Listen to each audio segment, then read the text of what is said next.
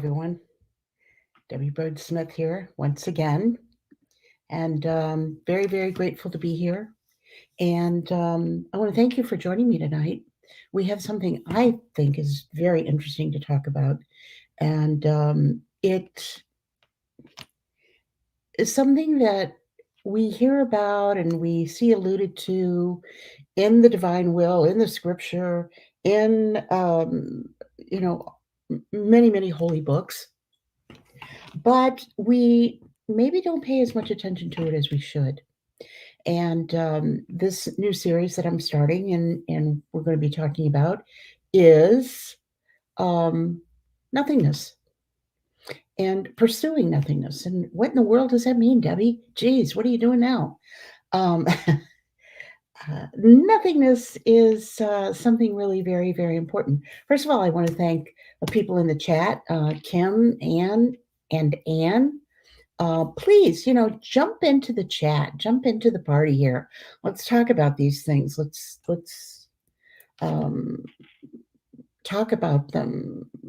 Share your experiences, share your ideas, share your mind with all of us. Because one of the things that I really love about being here and love about this community is that we are a community, and we are here in a common purpose, which is to grow in holiness, to grow in our relationship to the divine will, to the divine Trinity, to God, to know Him better, to know ourselves better. And I think this is what we're really going to talk about a lot tonight: is knowing ourselves better and why that is so important in growth in the spiritual life. Now, um, now, um, I do want to mention a couple of things before we get into it. A couple of please hold for these few commercial announcements.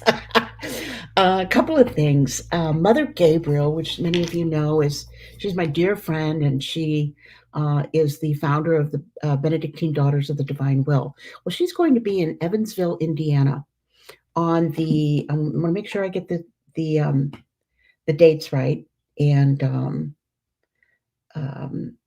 what is going on down there, because she's going to be talking about the divine will. Hello, Elizabeth. Hello, it's good to see you.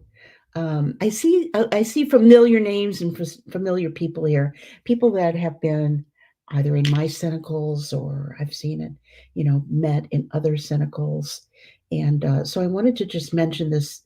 It's going to be on the 13th and 14th of September. Now, the 13th of September, this is in Evansville, Indiana. The 13th of September is on a Friday night at the Benedictine Cathedral in Evansville, Indiana. It is completely free. It is 2 hours. Mother will be giving a talk there. And then on Saturday, she will be there all day, and I believe it begins at 8:30, and we'll go throughout the day. We will also have lunch for register. The Saturday is $35. It includes lunch, and also the first 50 people will receive, and I think they've changed it so that if we can, everyone who attends will get a relic of Luisa Picaretta. Now, wouldn't that be nice to have? Excuse me. I have technical difficulties and I have mechanical difficulties. My chair is old. I need to get it fixed. So anyway, if you can, if you live in Chicago, if you live in St. Louis, if you live in Indiana or, Kentucky, especially people in the Owensboro area, people in the surrounding areas of Evansville, Indiana, it would be great to see you there. And I'm going to be there. And you didn't miss anything, Kathy. We're pausing for a commercial message. So I would love to see you all there. Also, you'll want to follow Greg Dunn, is kind of going around the country. I think next he's going to North Carolina. And so his you can go to Greg's website, and all the details of where he's going to be and when is there. He's going to a lot of different cities. He's going to be in Pennsylvania. He's going to be in North Carolina. He was in Chicago. I was down in Thibodaux, Louisiana, with him a couple of weeks ago, and I will be. If you come to Indiana, I'll see you in Indiana. Please come up and introduce yourself and say hi, because I'm definitely going to be there, and with Mother Gabriel, just hanging out. I'm not speaking. You don't have to listen to me. You can speak with. You can listen to Mother Gabriel though, and some of the sisters. I want you to know also that every dime of what is uh, collected, every dime that from this uh, conference is going to Mother to help her build the monastery in Tennessee. As many of you know, if you keep up with Mother Gabriel at all, um, uh, Mother Gabriel is uh, in I think it's called Whitehall, Tennessee. I have her address, Whitehall, Tennessee, and she came over from Italy. And she has two different locations in Italy, and then started her convent here. And frankly, she's getting more inquiries and vocations than she has room for. The nuns are basically living in a converted garage, and they need help. They need money to get this monastery built. And certainly there's an interest. Certainly the divine will is growing in leaps and bounds. And so people want, many young women want to come into a, a convent that's a monastery that's focused on the divine will, because we know that this is what God is calling us to. And I'll try to look up the exact website. I know that if you just go to Greg Dunn, it's the tour is called Greg Dunn Back to the Garden, and let me see if I have it here.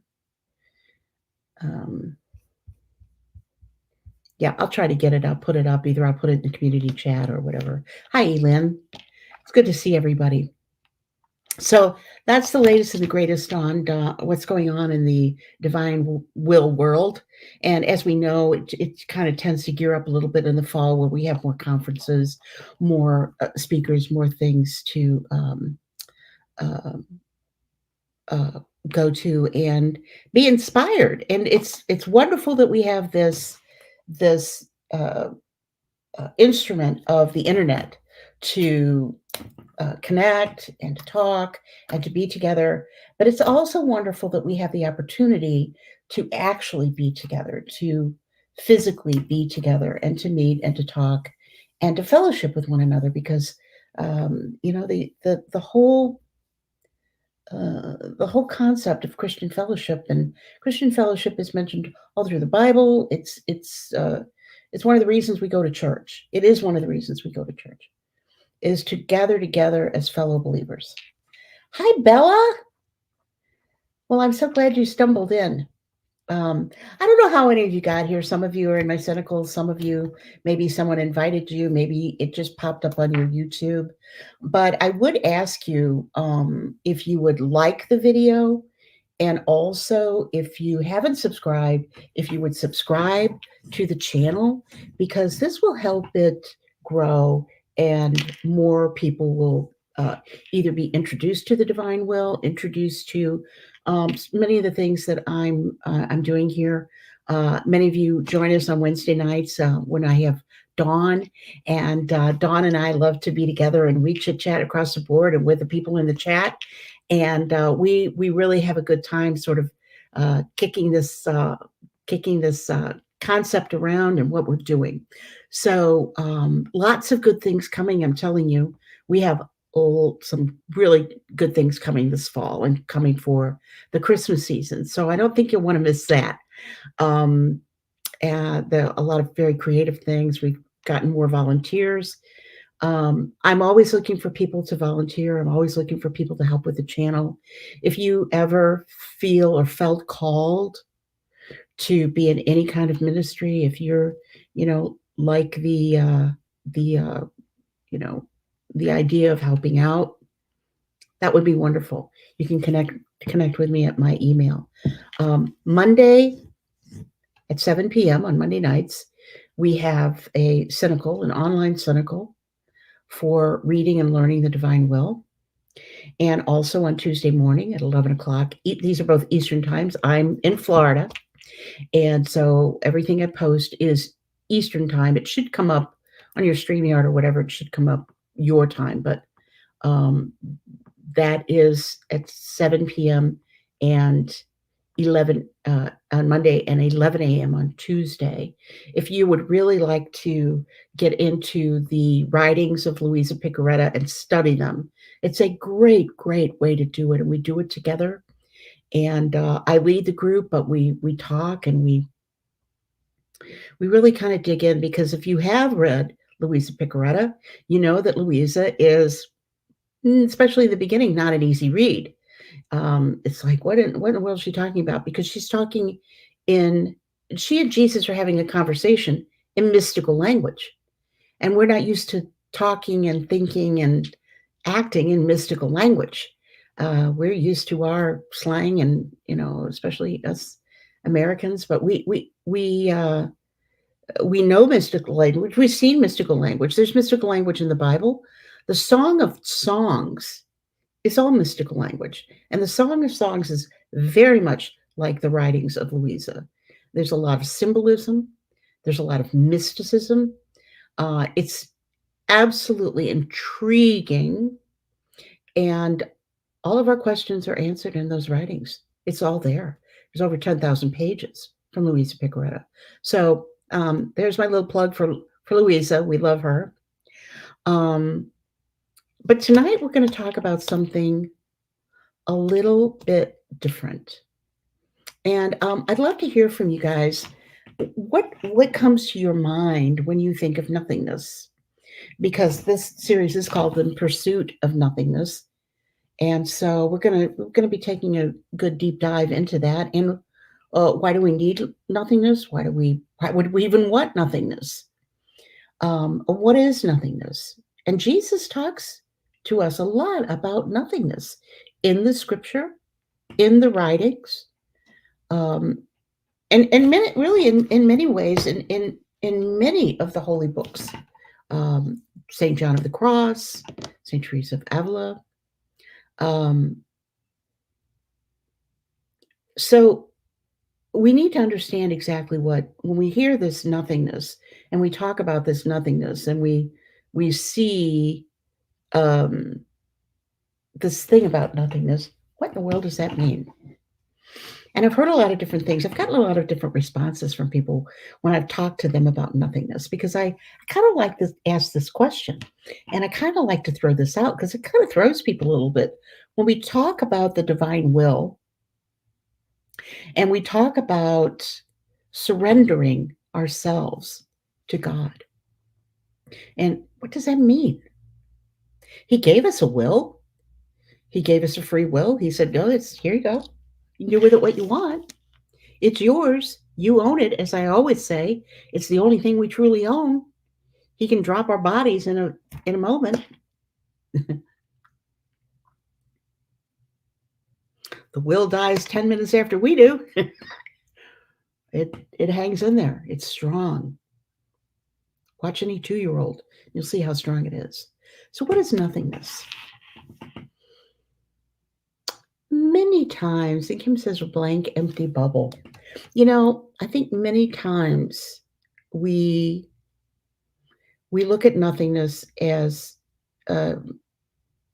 really a negative. Hi, Sarah. Sarah's Corner, that's cute. We look at nothingness and think, I always thought when I heard nothingness, I heard worthlessness. You're nothing. You're worthless. And this is leftover stuff from wounds and damage and, what we all get as we grow up. Every car as it gets older gets more dinged, and we are not any different. As we grow up and we grow old, we are dinged. We're wounded. damaged by things that come to us in our life. And so when we hear nothingness, worthlessness for me was the first thing that came to mind. And it couldn't be further from the truth. Because as we read the scripture, Jesus tells us in so many ways, and God in the Psalms tells us in so many ways how valuable we are to him, how much he loves us, how much he'd do for us, how much he does for us. He gave us manna in the desert. They griped so much, he gave them meat until they were sick of it, literally sick of it.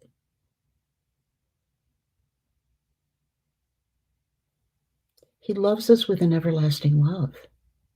He loves us more than we could ever conceive or imagine. So what's with this nothingness? He gave us a free will. He gave Adam and Eve a free will when he created them. He only had one request. He said, don't eat of the tree of the knowledge of good and evil. He wanted us to remain innocent. He wanted us to remain pure. He wanted us to remain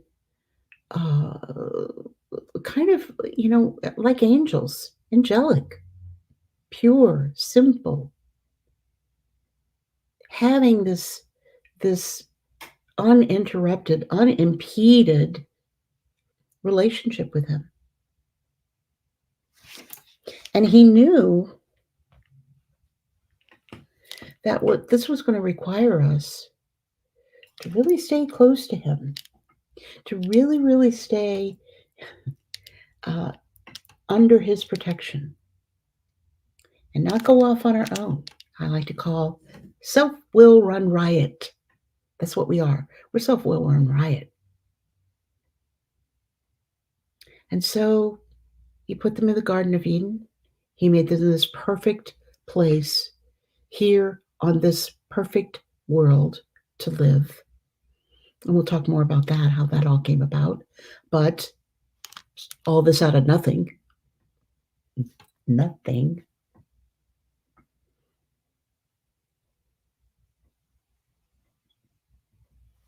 But he was saying, let me do it. Let me lead you. Stay close to me. Stay with me. Don't go too far out of line. I want to protect you. I want to keep you pure. I want to keep you innocent. I want to keep you, in some ways, angelic. He made us in his image. And what does that mean? It doesn't mean we look like him. Doesn't mean we look like him. God can make himself look like anything. What it means is he gave us will, he gave us memory, and he gave us intellect. We can think, we can remember, we have a will. And boy, do we use it. We discover it at a very young age. And we wield it like a sword through the rest of our lives. But unfortunately, our will and our intellect can be very skewed. A lot of things affect it. A lot of things affect our thinking. A lot of things affect our reactions because we do have emotions, and sometimes we just react emotionally. So nothingness doesn't have anything to do with worthlessness. We're infinitely worthy. Hi, Allison.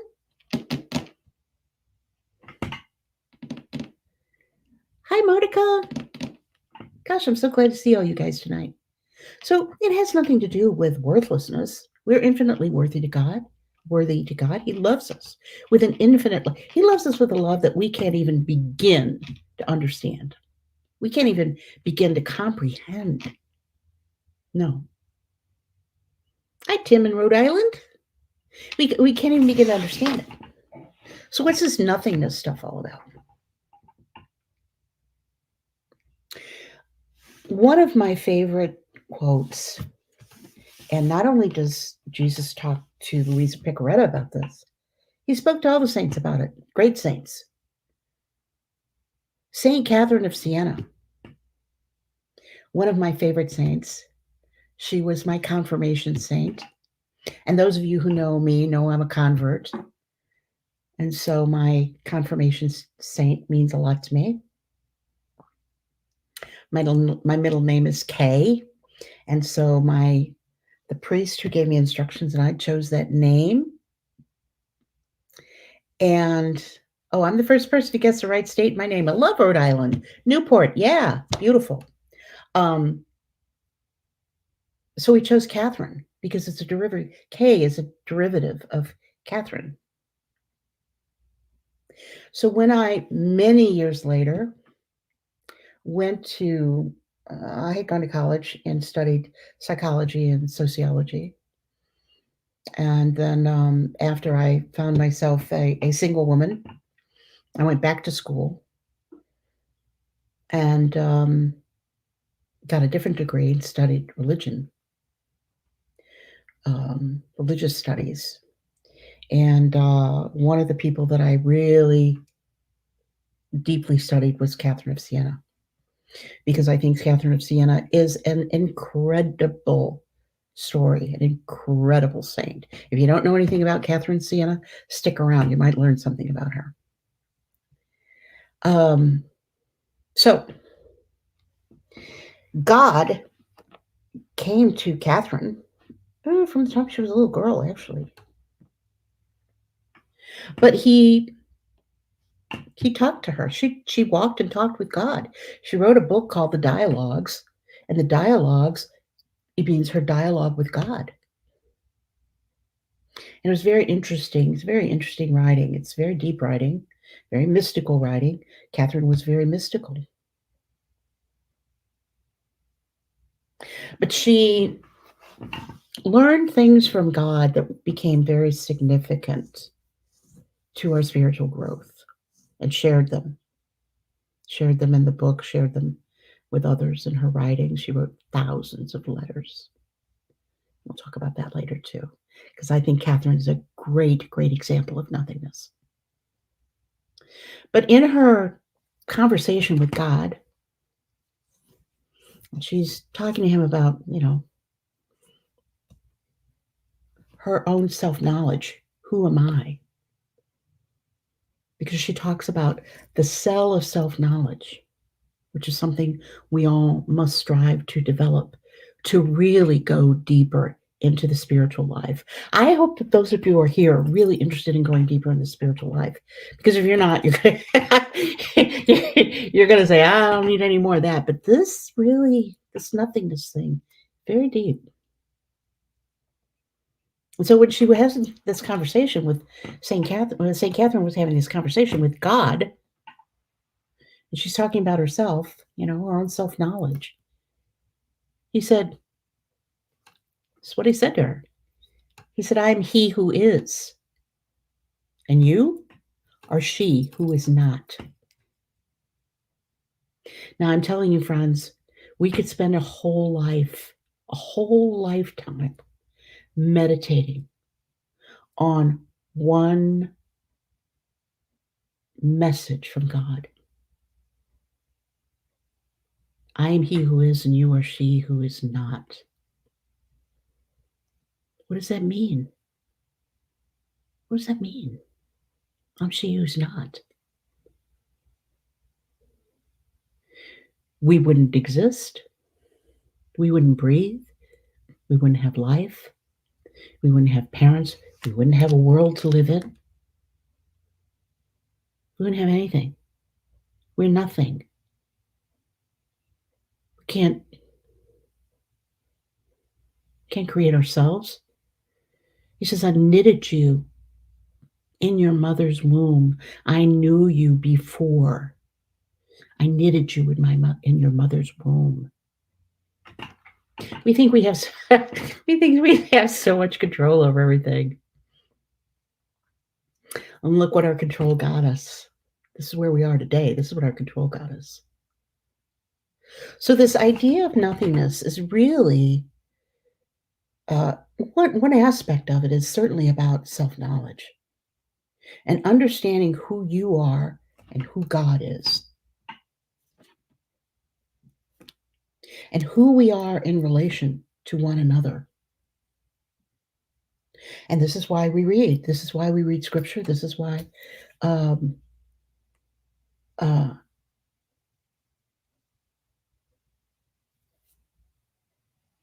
this is why we do what we do.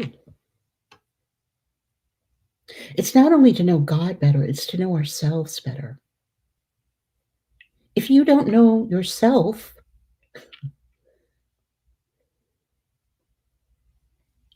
you're in a constant state of, I don't understand why that happened. I don't understand why that happened to me. I don't understand what's going on here. You feel like you live in this world of it's completely random. Life can be very random. Life, in many ways, is a product of our self will. And this is why we need to know ourselves, really know ourselves, and really know ourselves in relation to God. I just wanted to mention a couple of things. And one of them is this book, because we're gonna be looking at this book, and I'm not even suggesting that you get this book or read this book. We're going to take excerpts out of this book. We're going to talk about it.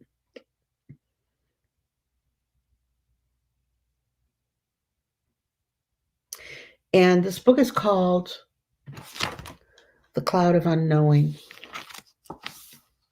It's written by an anonymous author. You don't even know who wrote it. I thought it was kind of some kind of new thing, you know. When I was told about it, my spiritual director at the time said, "I think you need to read this book, Debbie." And I was like, "Okay, cool. What's this book?"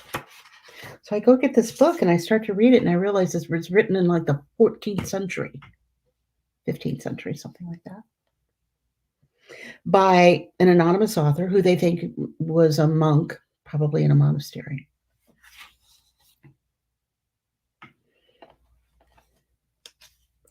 And he talks in this book a great deal about nothingness, about pursuing nothingness. He talks a great deal about contemplative prayer, which is really a great road to nothingness. And then, you know, we may hear a little bit too from Saint Faustina. Those of you who know me know that I love Faustina. And this read, I'm going to read one little section here. And it is from November 29th in 1936. That the Mother of God came to Faustina. Many of you, if you've studied the diary of Divine Mercy, you know that not only did Jesus come to her, but the Blessed Mother came to her as well and taught her, and she wrote it all down. And November 29th of 1936, this is from entry 785 of the diary, she said, "The Mother of God has taught me how to prepare for the feast of Christmas. I saw her today without the infant Jesus. And she said to me, 'My daughter, strive after silence and humility so that Jesus, who dwells in your heart continuously, may be able to rest. Adore him in your heart. Do not go out from your inmost being. My daughter, I shall obtain for you the grace of an interior life, which will be such that without ever leaving that interior life, you will be able to carry out all your external duties with even greater care. Dwell with him continuously in your own heart. He will be your strength, Communicate with creatures only insofar as is necessary and is required by your duties. You are a dwelling place pleasing to the living God. In you he dwells continuously with love and delight, and the living presence of God, which you experience in a more vivid and distinct way, remember he's talking to Faustina, will confirm you, my daughter, in the things I have told you.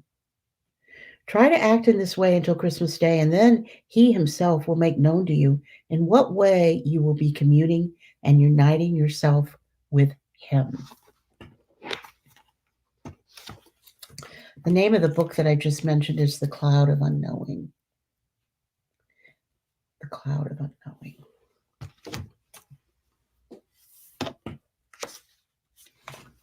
I thought this was really a great reading, and I thought it really kind of came to the heart of what I was going to talk about tonight, which is striving. She says, strive after silence and humility, so that Jesus, who dwells in your heart continuously, may be able to rest. But the other thing he's able to do when we're quiet, when we're silent, when we're humble, when we're open to hearing him, he talks to us. And I'm not talking about audible locutions. This is not typically the way the Holy Spirit works.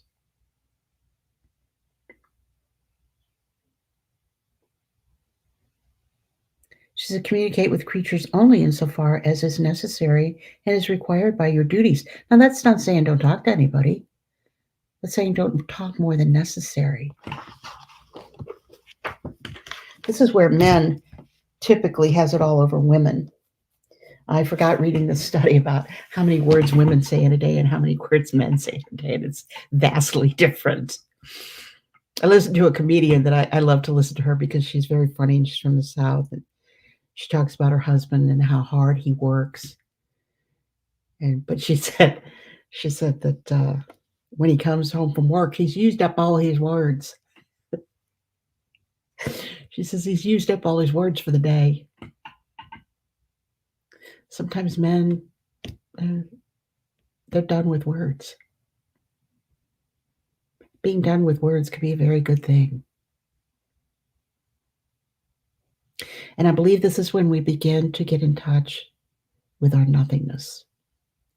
In the Book of Heaven, I'm going to read this little, it's a little bit of a little bit longer reading, but I think it mentions nothingness. And it's from June the 2nd of 1899. It's from volume 2. It starts talking about nothingness right away. Nothingness starts to come out in the Book of Heaven right away. So Luisa starts this morning. My most sweet Jesus wanted to make me touch my nothingness with my own hands. In the act in which he made himself seen, the first words he directed to me were, "Who am I and who are you?" In these two words, I saw two immense lights. In one, I comprehended God. In the other, I saw my misery, my nothingness. I saw myself as nothing but a shadow, like the shadow that the sun forms in irradiating the earth. It's dependent on the sun. And as the sun moves from it to other places, the shadow ceases to exist outside of its splendor. In this reading, Jesus is going to compare us to a shadow. The same for my shadow, that is my being. It is dependent on the mystical sun, God, who can undo this shadow in one simple instant. What to say then about how I have deformed the shadow that the Lord has given me, which is not even my own? The mere thought of it is horrifying, striking, putrid, all verminous, yet in such a hard state, I was forced to stand before a God so holy. Oh, how content I would be if I could hide myself in the darkest abysses. I don't know if y'all have ever felt like that, but I've felt like that sometimes. I think back on some of the things that I've done, the words that I've said. I want to run and hide from God. I don't want anybody to know this dark, dark side of myself. We want to hide it. That's why we run to confession. After this, Jesus told me the greatest favor I could do to a soul is to make her know herself. The knowledge of self and the knowledge of God go together. The more you know yourself, the more you know God. The soul who has known herself, seeing that she can do nothing good by herself, transforms the shadow of her being in God. And it happens that in God, she does all her operations. It happens that the soul is in God and walks beside him without looking, without investigating, without speaking. In a word, as if she were dead. In fact, knowing the depth of her nothingness, she does not dare to do anything by herself, but she blindly follows the trajectory of the operations of the word, capital. It seems to me that to a soul who knows herself, it happens as to those people who travel in a steamer. In moving a steamship, in moving from one point to another without taking a step of their own, they make long journeys. But everything by virtue of the steamer that transports them. In the same way, the soul, by placing herself in God, just like the people in the steamer, makes sublime flights on the way of perfection, fully knowing, however, that it is not because of her, but by the virtue of that blessed God who carries her within himself. Oh, how the Lord favors, enriches, concedes the greatest graces, knowing that she attributes everything not to herself, but to him.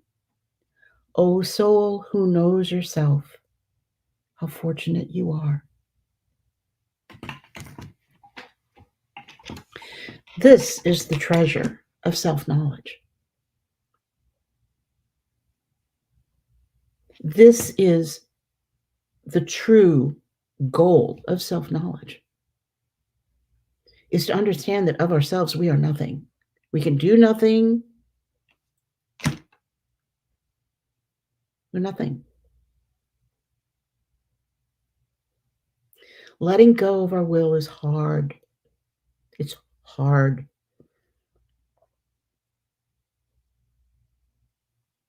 It has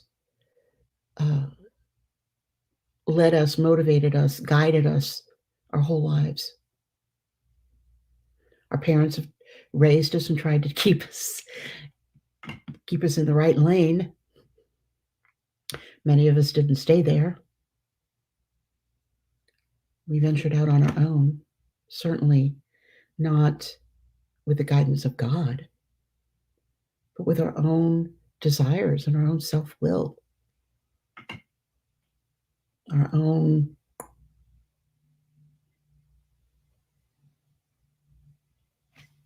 ego. What's the opposite of ego? Humility.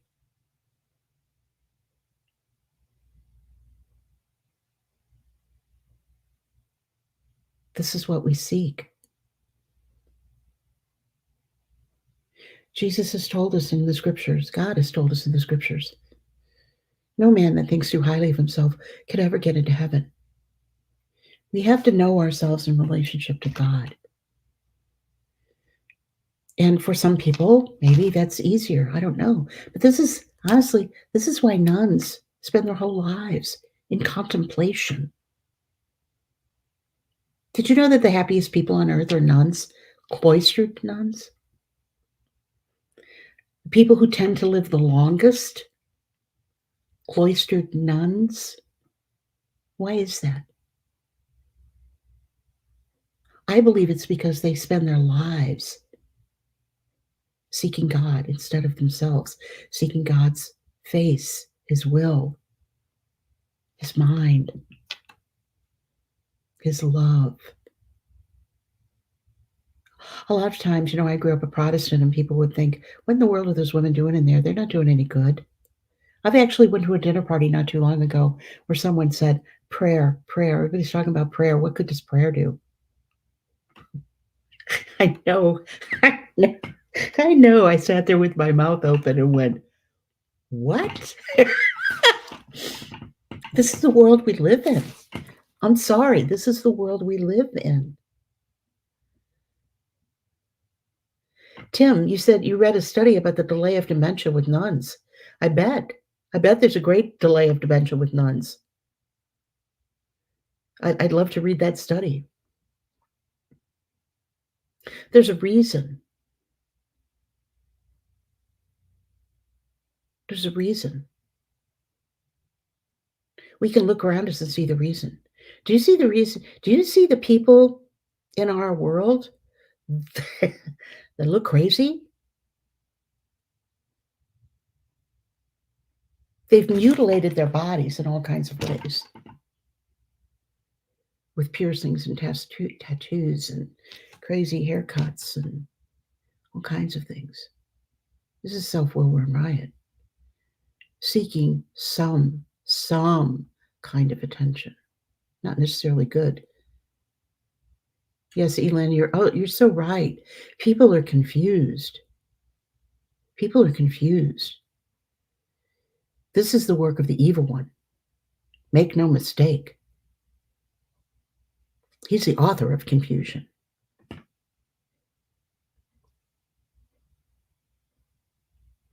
The lies that we have been told as a world, as a society, and the lies continue. We can see them happening every single day. And we like to think that we can't get sucked in. But we do. We do.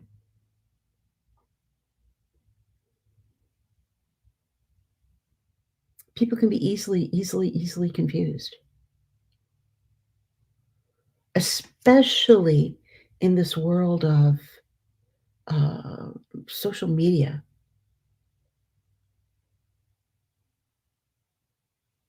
Especially in this world of, all the news coming at us. I don't watch the news. If it's important, I see it. I hear about it. I see it on, Facebook or someplace. It pops up somewhere. Maybe a video pops up on me, or Ron Ray calls me and says, hey, you want to make a video about this? So remember, I'm still on Mother and Refuge, and there's all kinds of stuff that we talk about on Mother and Refuge. I'm here to talk about hope. I'm here to talk about how do we get closer and closer and closer to God? Because this is where we need to be right now, people. I'm telling you. We have to shore ourselves up in every way possible in our minds and our hearts. We're going to have to know exactly what direction we're going in, what lane we're in. I always say, stay in your lane. Stay in your lane. Know what your lane is and stay in it. Seek God and stay there. Yes, we get distracted and things come at us, and the evil one wants to distract us constantly. He wants to confuse us, distract us, discourage us with all kinds of things. Our families go through a lot, and he's attacking families like crazy, confusing them, separating them, destroying them. Because this is the way that God gave us our stability. Elin says, I feel like since I started reading the Book of Heaven, Jesus has isolated me from others. You know what, Elin? That's really true. I don't think that that's Certainly not your imagination, because I know that's true for me. I know that that's true for me. Now, I understand that I'm older. I don't have children. I'm not going to work every day. This is my work. I can stay at my house for days at a time if I want to. I don't have to see anybody.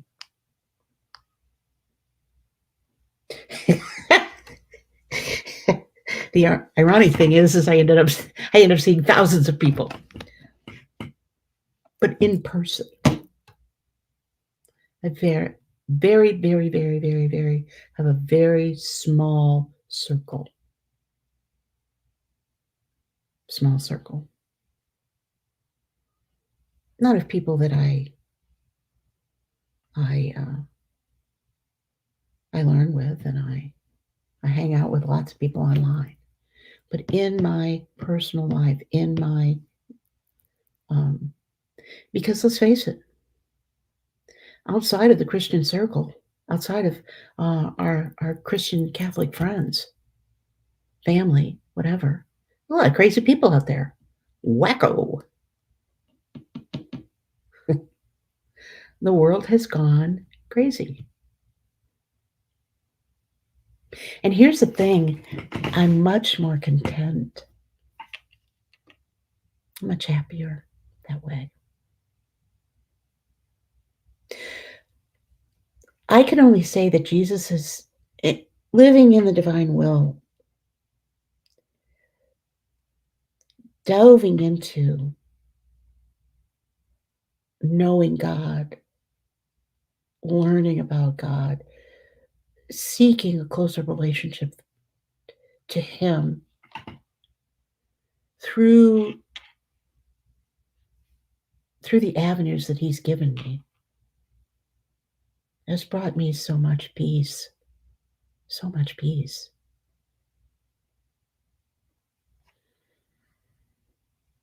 And when you have peace, I think one of the things that happens is certainly you're not rattled as much, but you can hear the voice of God, I think, a little easier, or it at least sinks in a little deeper, maybe a little quicker, maybe not, but at least deeper, because we don't have all this other stuff coming at us. The world distracts us in so many ways. Now, I don't want you to get the attitude that I'm like some perfect little angelic person over here that's, Debbie's always happy and Debbie's always calm and Debbie's always kind and Debbie's always, no. I recently bought this cup. If you can't read it, it says, so apparently I have an attitude.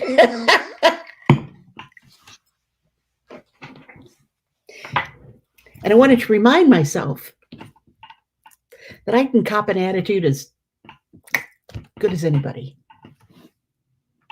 When things kind of,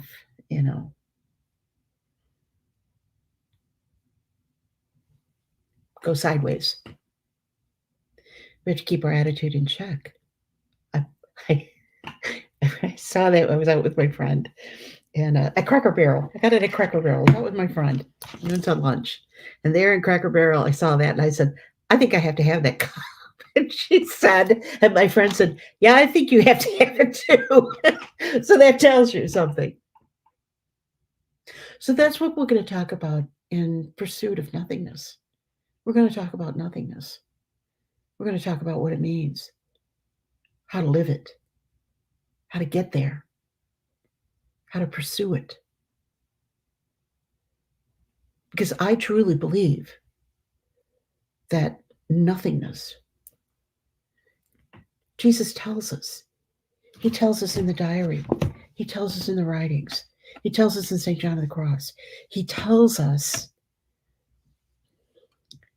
St. Therese of Lisieux. Read Therese. She'll tell you.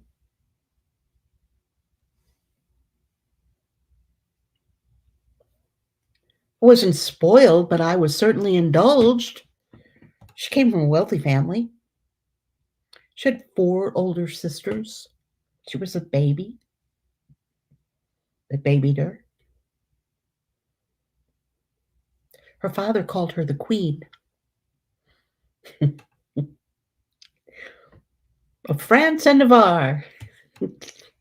She was the queen. But she came up with very, very, very, very, very, very holy parents. Both of her parents are saints. Some people don't know that. Both of her parents are saints. And she has a sister, Leonie, who is on the road to sanctity, to sainthood as well. This would be 4 people from one family.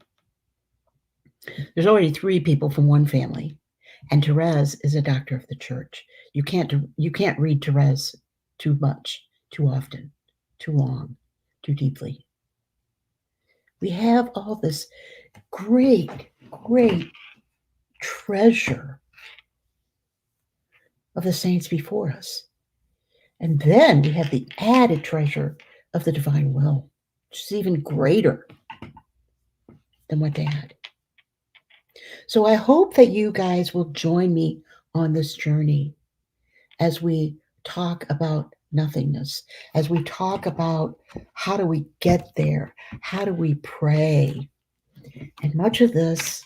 And if I can tell you a little bit about this book, The Cloud of Unknowing.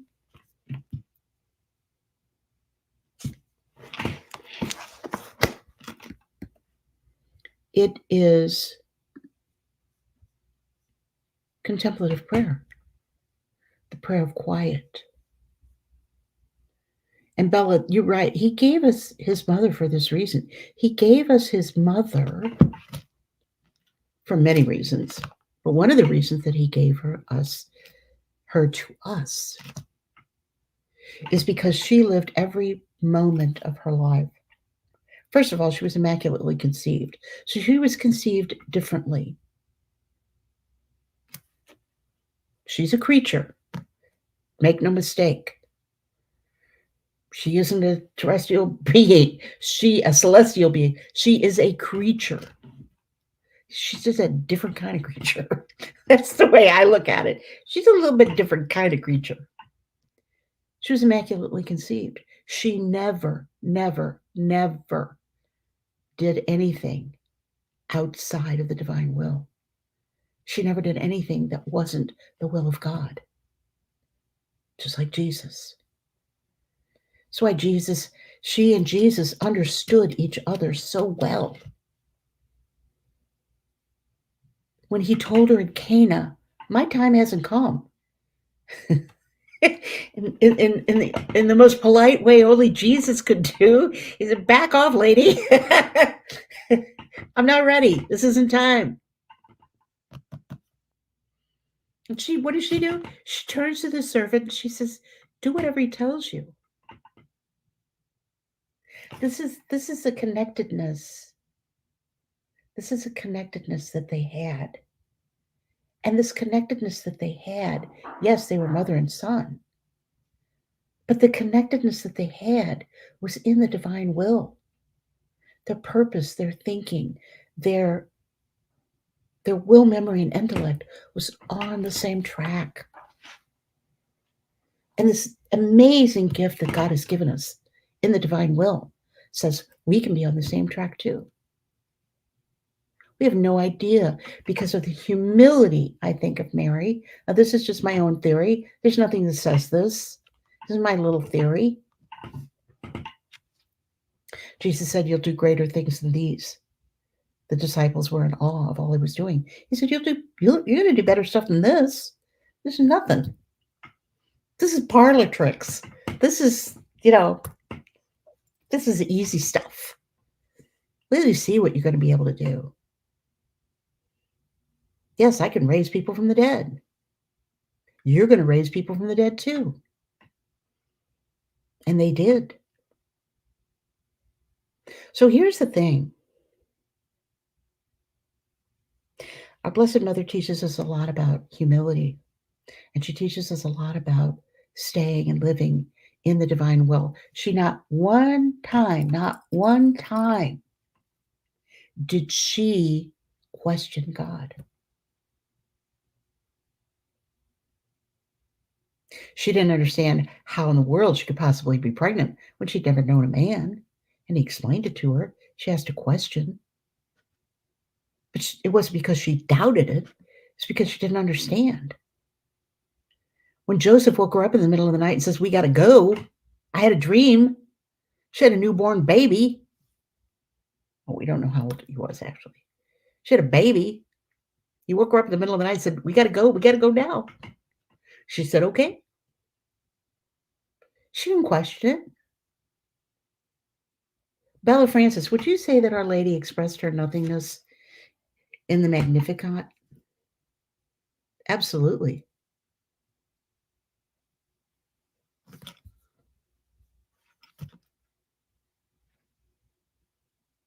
Yes, absolutely. He's taken this lowly servant, and all generations will call me blessed.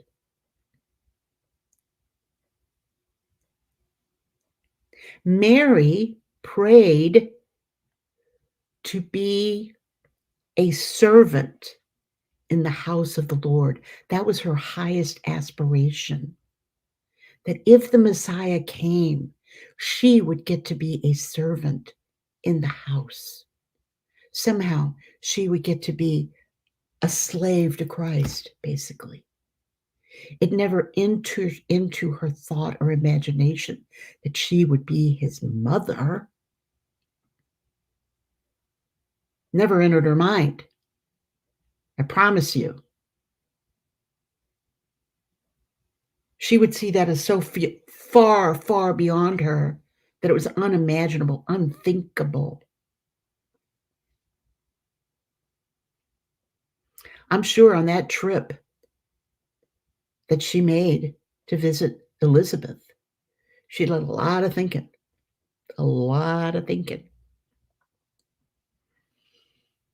And as she said to the angel, "How can this be?" You know, when you say, "How can this be?" maybe part of her mind, this is where we contemplate these things. I wonder if she was thinking, well, how could that be? I mean, first of all, how could I possibly be pregnant? But also, me? Me? How could this be? How could this be that my Lord, that he would want me to be the mother of the Messiah? It's unthinkable.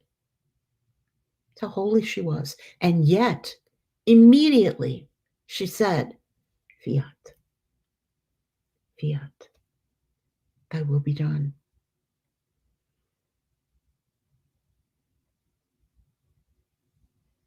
Our unquestioning yes. So,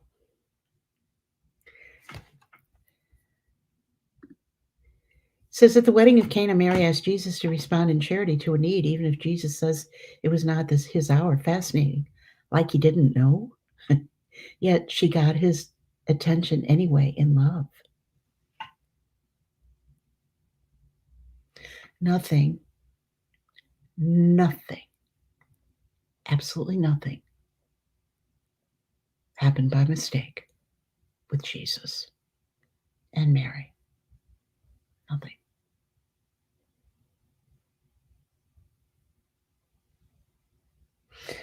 God sees everything in the now.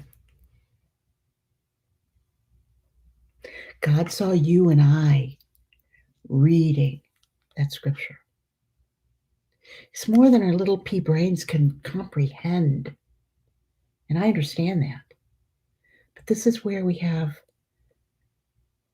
to go to this place of nothingness.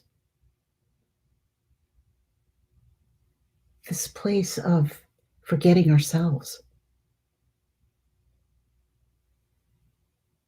This is so far. This is so far, far beyond us. Ledge on the edge. Hello. It's so far, far, far beyond us. There's no way There's no way that we can begin to absorb this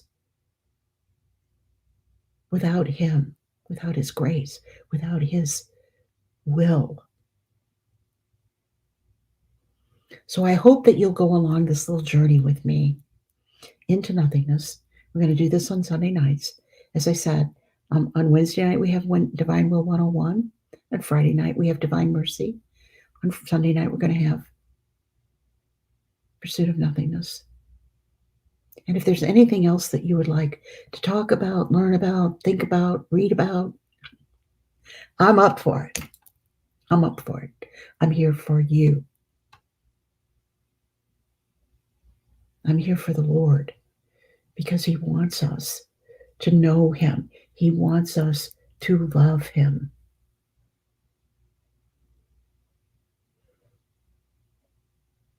He wants us to be united with Him.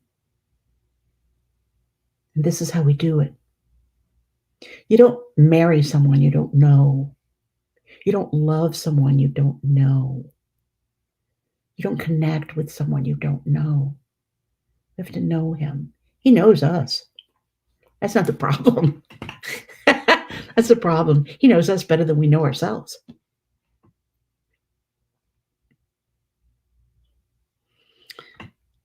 But we have to know Him on a deeper level. And we're going to need it. This is kind of my urgency. It's because I feel like we're going to need it. I don't know what's coming. I don't know if the end's coming. They've been thinking the end was coming for millennia.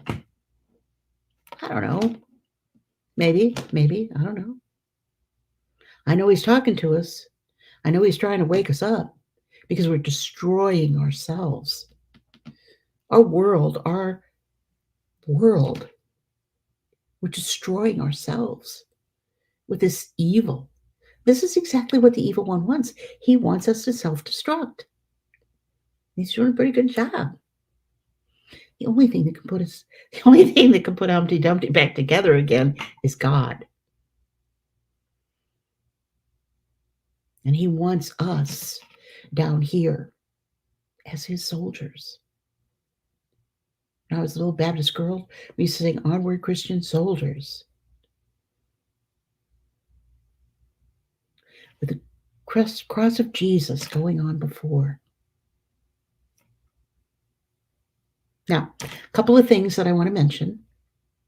I started off with a commercial. I guess I'll end up that way as well.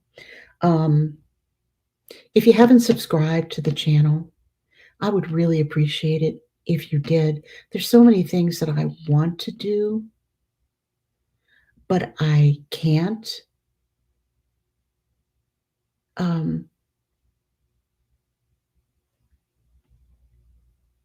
Because of money.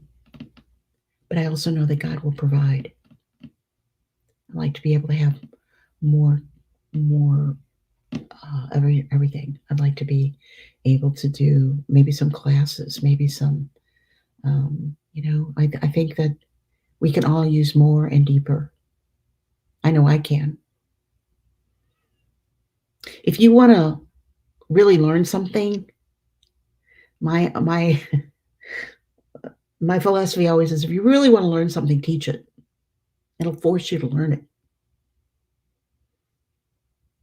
So I would recommend to you that if you're not in a Divine Will CENACLE, if you're interested in the Divine Will, that you may want to get into one. If you're not into the Divine Will and are just curious about it, doesn't matter. It's okay. It's not a lifetime commitment. We can all be saved without the Divine Will. Divine Will is not salvation in itself. Don't ever get that idea.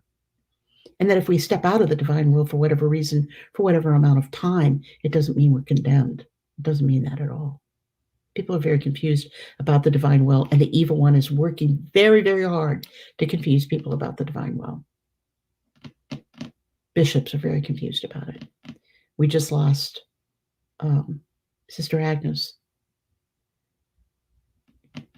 from Akita. And she said, she told us,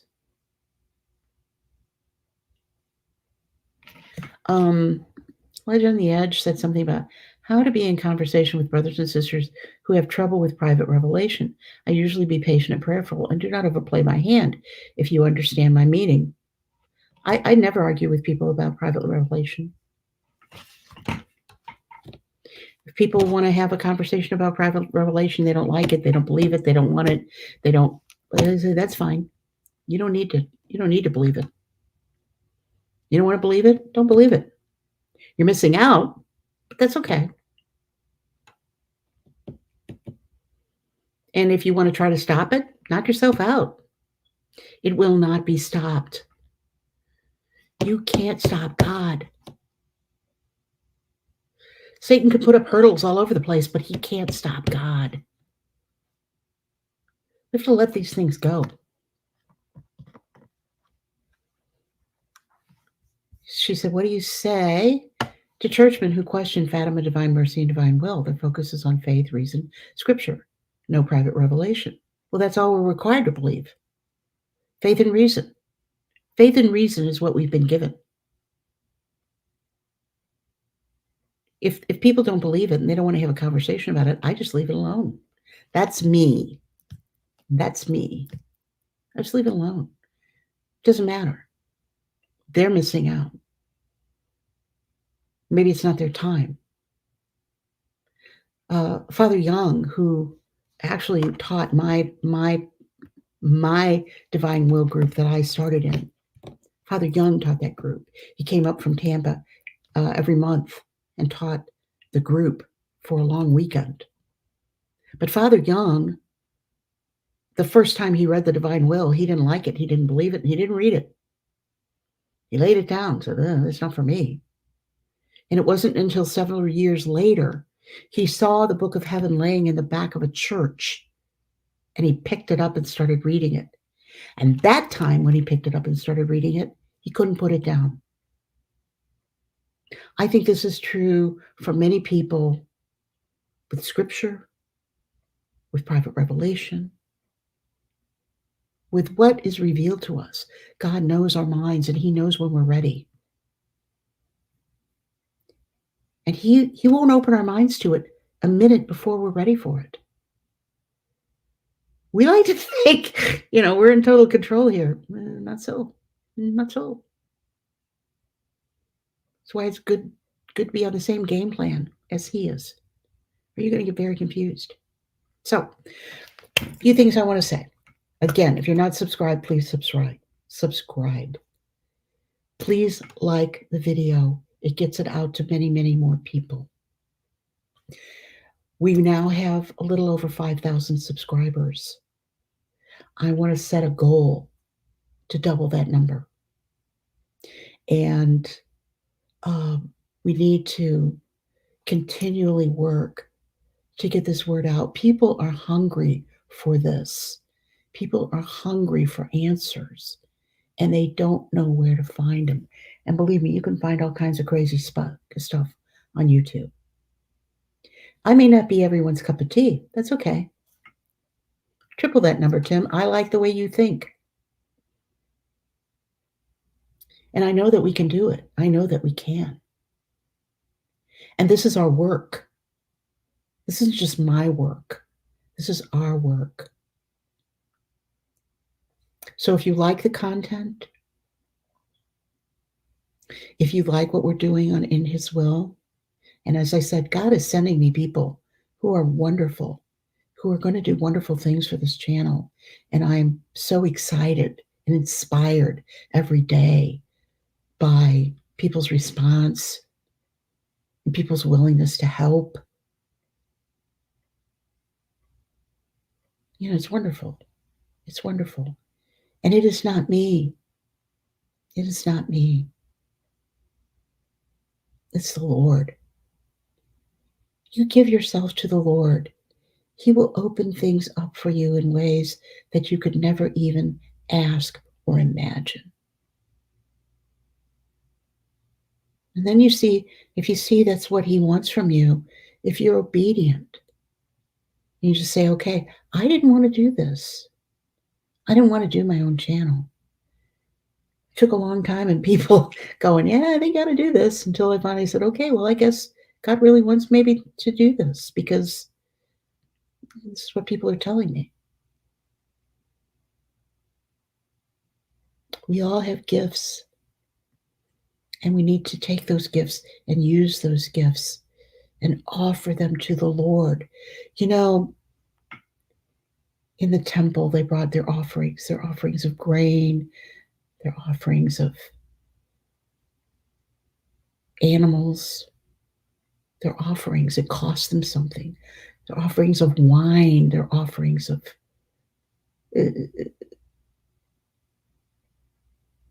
They made an offering to show their gratitude to God, to show what they owed God,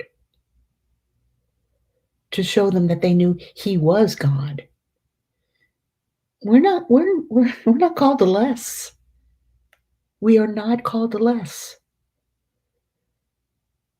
Whatever talents we have, He gave to us. Whatever intellect He gave to us. And He gave it to us for His purpose, not for ours. Truly. He said, delight yourself in the Lord, and I will give you the desires of your heart. You don't have to go seeking them yourself. He'll give them to you. He'll bring them to you and lay them on the doorstep. I promise you. He'll show you the lane to get to them. So, if any of you, thank you, Anna.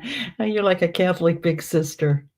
Thank you. I love that. I'm gonna keep that image in my mind. Just joined a divine will in my church 3 months ago. I'm praying so I can understand and absorb this new way of thinking. Your shows are enjoyable. Thank you. Well, thank you. Thank you for the encouragement. You know, every time you say something that's encouraging to me, it is very encouraging to me because I'm constantly seeking to present this in a way that's understandable. I don't claim to be perfect, and I don't claim to always be right. I don't even claim to always be right. That may be a shocking thing to say, but it's true. You know, there are people that have lots of letters after their names and PhDs and all kinds of things. They're not always right either. We're all just seeking. We're all just trying. Do the best we can. If you can honestly say that you're doing the best that you can, that's all God cares about. Jesus sees the intention of our heart, and He talks about it all over the divine will, all over the writings. He even says, and I say this all the time because I find it so fascinating. He even says, if you do it wrong, even if you do it wrong, or you don't do it at all, I know what your intention was. I know that for some reason you got tripped up here some way or another. So I'll do it for you. I'll create the intended result, and I'll give you the credit for it. Because I know that that's really what you wanted, what you intended. Now, our intentions have to be very, very, very sincere. The road to hell, they say the road to hell is paved with good intentions. Well, sometimes we don't understand intentions. Sometimes we don't understand what it means to have a good intention. We're weak. We're human. We forget. If you're in the divine will, do the prevenient act in the morning. And if you think about the divine will, if it crosses your mind during the day, just reiterate it. Say, help me live my day in your will, Lord, in your divine will. Help me do everything in your divine will. Not my own will, but your divine will. At night when I go to bed, I say, Lord, let me sleep in your sleeping. In the divine will, I'm going to sleep. Also, if you care to join the channel, which is very, very helpful, you can also join the channel, and there's information about that in the description. I apologize because we haven't had as much activity in that realm as I would like to, but again, I'm getting help, and I'm going to We're going to have some things that are available for members that may not be available to everybody, to the public. Not that I don't want you to have it, but I do think that people that actually contribute to the channel and it obviously is helpful and meaningful for them, they're going to get a little extra. So that's good. Also, there's several things that I've seen that I think are kind of cute and kind of good. You know, Mother Angelica used to talk about holy reminders all the time. And these holy reminders, and I have pictures all over the place. I have pictures, and I have different kinds of cups and different kinds of things that that I like. If you're interested in any of that, I would open a little bit of a like an Amazon store or something that you might be able to get it for a little bit of discount. If that's not something that you're interested in, that's fine. But if you are, I'm certainly willing to do that. So we can all, study with our little cups or whatever. I think it's I really, really, really want to create community here. Like a family. Like a family. Oh, Tim, new member. Thank you. Thank you. Thank you. Thank you. So many ways that you contribute here. You contribute with your words, with your presence, yes, with your money, with your prayers. If you can't send money, please pray for me. Pray for this channel. Pray for the people that are helping me. Pray for the people that are members. Pray for the people that are coming to the channel, wanting to learn. And Tim, if you will send me, if any of you, I'll put this back up here. If any of you will send me an email, it's the easiest way for me to do this. If you will send me an email, I will send you the link to the Zoom. Once you receive the link to the Zoom, just hang on to it. I have the link to the Zooms on my desktop, and that's what I do with them. So I can just go, there I am. If we ever get enough people, there will be more Zooms and more CENACLEs. Right now, I don't have a lot of people in my CENACLEs. They're small. And that's not always a bad thing because we get to talk a lot. But I would like to see the CENACLEs grow because I'd like to see as many people in the divine will and learning the divine will as we can. It's important. And if these things that have been visualized, prophesied, do come to pass, the warning, the chastisements, the Antichrist, the war, we're going to need it. We're going to need it. If you just look, joining the channel, if you just look at the bottom, I don't know if it appears, it's not appearing on my thing, but I'm on the streaming app. I'm on the streaming program. But underneath it should say join. It should say subscribe, and next to that it should say join. And where it says join, it will offer you several different options about what to join and how to join, at what level to join. There are different levels because different people have different economic means. I understand that completely. And that's why I say, if you don't have any money, if you don't have the economic, I understand that they're very small contributions actually. So it shouldn't break anybody, but every little bit helps. And I think the other thing is that it's a sign of commitment to the Lord. It's a sign of commitment to this learning that we're doing, to this searching that we're doing to grow. Can I post join this channel info? The join this channel info is in the description to the video. So you can just go read the description, and it's all in there. It's all in the description. If there's more that you need to know, I'll put it in the description. I'm happy to put as much in the description as I can. And so, yeah, I'll send you that. I'll send you that, Tim. I'll send you that, the Zoom invite. For top tier people, you're going to get a special Zoom invite for just that small group of people. And that's why I think all of us are limited in our time and our resources and lots of things. But I think our search for the truth and our search for the meaning that God has for us is so, so important.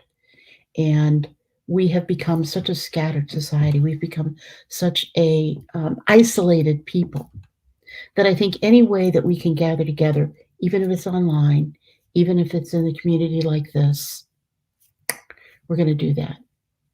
Ledge on the Edge, I have your email, so I can send something to you. Don't worry about it. I can get some things to you, but it is right in the description. If there's anything else that you would like to hear from me, any other topic that you would like for me to maybe explore, that we can explore together, because I like to think of us as doing this together. You know, I know that it's my channel, whatever, but I think it's our channel. It's our chance. It's our chance to be together and explore these things together, because not everybody, no, not everybody wants to dive as deep as some of us do. So I have 3 things. Yeah, the join button's beside the subscribe button. So hopefully you all would subscribe and maybe hit the join button. But either way, I love you. I pray for you. I pray for the viewers every day. And I ask you to pray for me. And if you could, one little extra special thing, pray for my family. I have a brother who's very ill. And I have 4 brothers. Many of you know this. You've heard this 1,000 times, but I have 4 brothers. I'm not married. I have no children. All I have is my brothers and my extended family. And my brothers and I all moved down here to Florida kind of at the same time to be together. And so if you can pray for him, I would really, really appreciate it. He needs your prayers. And thank you, Tim. Join this channel to get access to perks. Anything that you could do to help promote the channel, I am very, very, very, very, very, very grateful. Very grateful. I'm just one person. Thank you, Anna. Thank you. He's doing better, but they don't know whether to send him home or send him to rehab because, as I like to say, his wife works half a day and he can't be left unsupervised. He needs supervision, believe me. I went a couple of days ago, yesterday actually, I went to see him and I called him before I came and I said, well, what do you need? He said, I need my sister. I need my sister to get me in line. I said, yeah, well, all you boys need your sister to get you in line. Since our mother died, I think I'm behave. But he really can't be left unsupervised because he falls. He's not that much older than me. Only a couple of years older than me. But he had 2 big surgeries recently, and it's really taken a toll. So I appreciate those prayers and pray for his wife as well. She struggles with this. It's hard. It's hard being a caregiver. So I can't think of anything else that I really need to talk about tonight. We've been here for quite a while. I appreciate you hanging in there with me. And I just pray every day that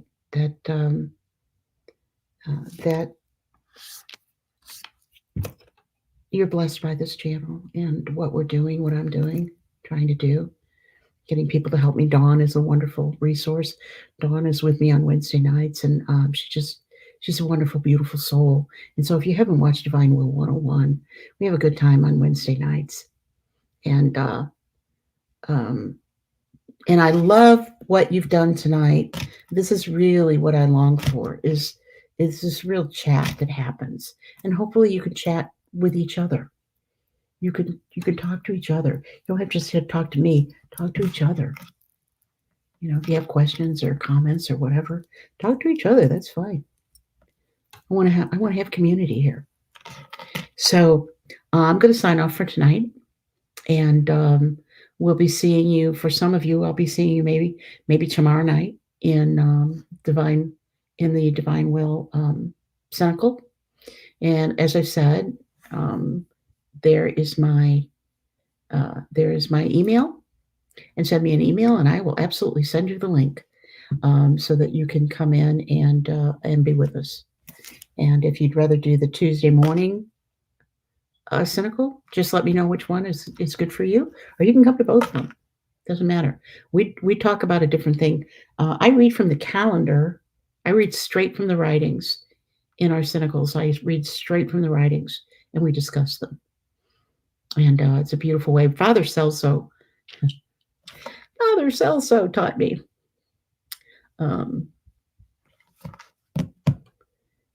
So Father Celso says reading the calendar is the greatest way to read the book of heaven, because if you read it every day, it's 12 books. It's one for each month of the year. And it goes from volume 2 to volume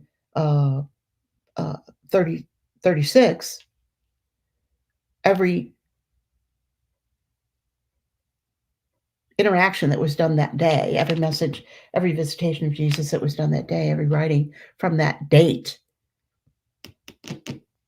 For instance, today is the 25th, 24th, 25th of August, 25th of August. So every day from the 25th of August, from volume 2 to volume 36, is in one section of the August calendar. And that's your readings for the day. Sometimes we can't get through all the readings because so many of them. So we try to kind of pick and choose, but it's a wonderful way to read.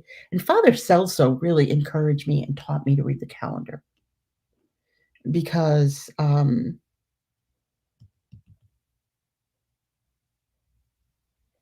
think it's a little bit more palatable. You can actually take it in those chunks. So, all right, one quick prayer, and then we're going to go. In the name of the Father, and the Son, and the Holy Spirit, amen. Lord, I come to you in the divine will and thank you so much for this community, for these beautiful people who come and share with me and with each other about living in the divine will, living in your presence, knowing you, loving you, and learning more about you. We ask that you bless and keep us all until we can be together again. In the name of the Father, and the Son, and the Holy Spirit. So I will say good night. And did I download the calendar? I'm not sure. I'm not sure if you can download it.